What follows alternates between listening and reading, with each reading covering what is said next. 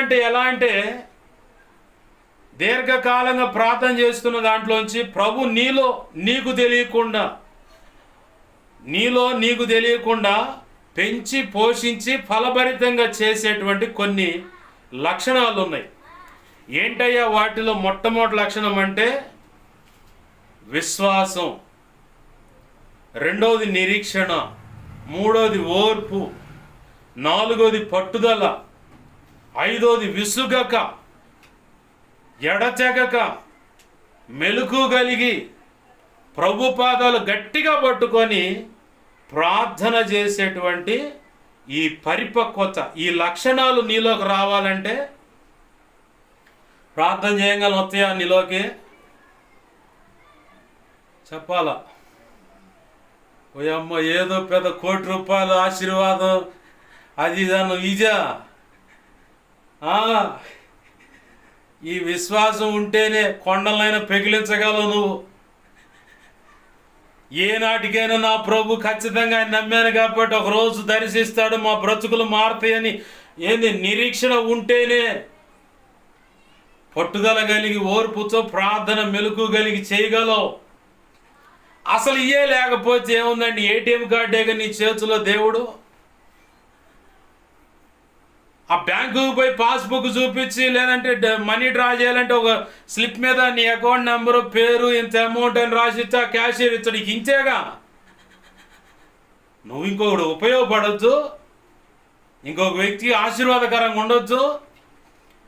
నీలా ఇలాగ గలిబిల్లో ఆ సమస్యల్లో ఈత కొడుతున్న వారికి మార్గం చూపించవచ్చు. నువ్వు కూడా ఇలా కొట్టు, ఈ చెయ్యి ఇట్టాడిచ్చు, ఈ చెయ్యి ఇట్టాడిచ్చు, కాళ్ళు ఇలా వెనక ఇట్లా ఆడిచ్చు, అప్పుడు నువ్వు ఒడ్డుకు చేరుతావు అని చెప్పొచ్చు. నేను ఇలా ప్రయత్నం చేశాను, నా ప్రభు నాలో విశ్వాసాన్ని పెంపొందించాడు, నిరీక్షణ పెంపొందించాడు, ఓర్పు పట్టుదల కలిగి మెలకు కలిగి విసుగక ఎడతెగక ప్రార్థన చేయడానికి నా ప్రభు నన్ను ఒక ప్రార్థనా పరురాలుగా ఎడతెగక బండ సందుల్లో ఉండి ఏనాటికైనా నా ప్రభు కనికరిస్తాడని పేటల సందుల్లో ఉన్న పౌరు వలె అంటూ మూలుగుచా ప్రభు పాదాలు పట్టుకొని నా పెరుగులాడానయ్యా, ఇదిగో నా బ్రతుకిలా సార్థకతమైంది చెప్పొద్దు. నేను చెబుతా, నాకు ఆ ప్రభు ఆ కృపనిచ్చాడు. ఏ నాటికైనా సరే నా ప్రభు ఖచ్చితంగా చేసిన ప్రార్థనకు సమాధానం ఇస్తాడని. ఎవరు నీకు ముంగుర్చులుగా మార్గం చూపించిన వాళ్ళు పాష గారు అని అడుగుతారా? అబ్రహాం గారును దావీదు గారు. ఎవరు? మీ సంఘంలో ఉన్నవాళ్ళు కాదండు, ఆయా బ్రాంచ్లో ఉన్నవాళ్ళు కాదు. ఆదికాండంలో ఉన్న అబ్రహాం గారు, 1 సమూయేలు 2 సమూయేలు రాజుల గ్రంథాలు కనపడుతున్న దావీదు గారు, మత్తయి సువార్త 1వ అధ్యాయం 1వ వచనాల్లో కనపడుతున్న అబ్రహాము దావీదులు గారు.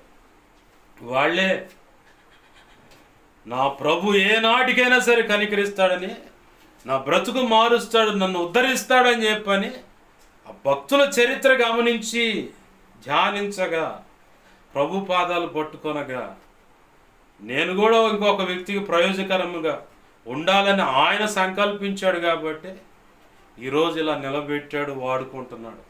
ఎంతెందో తెలుసా? నేను ఎవరి పక్క నుండి ప్రోత్సహిస్తానో ఆ ప్రోత్సహించినటువంటి ఆ వ్యక్తులు ప్రార్థనలో మండారు. కొంతమంది మండకపోవటానికి కారణం ఏందో తెలుసా? ఆ ప్రార్థనని, ఆ జీలు, ఆ అభిషేకం వారి మీద ఉండకపోవటానికి కారణం ఏందో తెలుసా? ఏ దైవజనుడు అయితే సలహా ఇస్తున్నాడో, ఏ దైవజనుడు అయితే ప్రార్థన ఇలా చేయాలని చూపిస్తున్నాడో అది వారు తీసుకోకపోవటం ఒకటైతే, ఆ దైవజనుడు గౌరవించి ఆయన మాదిరి చేసుకొని ఆ మాటకు విలువ ఇవ్వకపోవటాన్ని బట్టి కూడా వారు ప్రార్థనలో ఎదుగుదల ఉండదు, నిర్లక్ష్యం. నేను చూశాను అది నన్ను నమ్మిన వారి యొక్క జీవితాల్లో. దాచేపల్లిలో ఉన్నాడు తమ్ముడు యెహోషువ అని. వాళ్ళ అమ్మ అంటుంది, నువ్వు వచ్చిన తర్వాతేనయ్యా మా వాడు ఇంత ప్రార్థన చేస్తుంది. అసలు మా వాడికి ఇంత ప్రార్థన ఆడతాయి, అసలు వాడికి ప్రార్థనే తెలియదు. అయితే కన్న తల్లిగా నాకు తెలుసుగా, వాడిని ఎప్పుడు అబ్జర్వ్ చేస్తున్నాను, నాకు తెలుసుగా. నేను పోయి వాళ్ళ విషయంలో ప్రార్థన చేసి ఇలా చేసుకోయా ప్రార్థన అని. మరి ఆ పిల్లగాడు ప్రార్థన చేస్తూ ఉన్నాడు.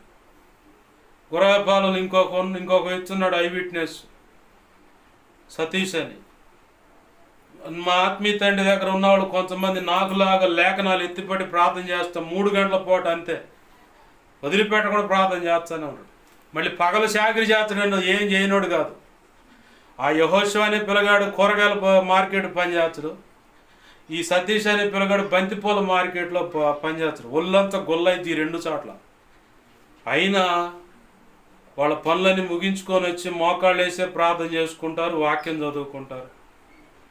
నన్ను నమ్మారు, ఆ ప్రార్థన జీవితం అక్కడ కనపడుతుంది. మొన్న చెప్పే ఇర్మియా అనే తమ్ముడు ఇలా అడిగాడంటే ఆ అబ్బాయి జీవితంలో కనపడదు. ఇవాళ పగలు కొన్ని కనపడితే కొన్ని గైడ్లైన్స్ ఇచ్చి ఇలా చేసుకో ప్రార్థన, దేవుడు కృపణిస్తాడని చెప్పవచ్చు. ఇట్లా మాట్లాడితేనే వాళ్ళు మండారు. నువ్వు మాట్లాడినా కూడా మండుతారు దేవుని కృపను బట్టి దేవుని పిల్లలు. ఆమేన్, హల్లెలూయా.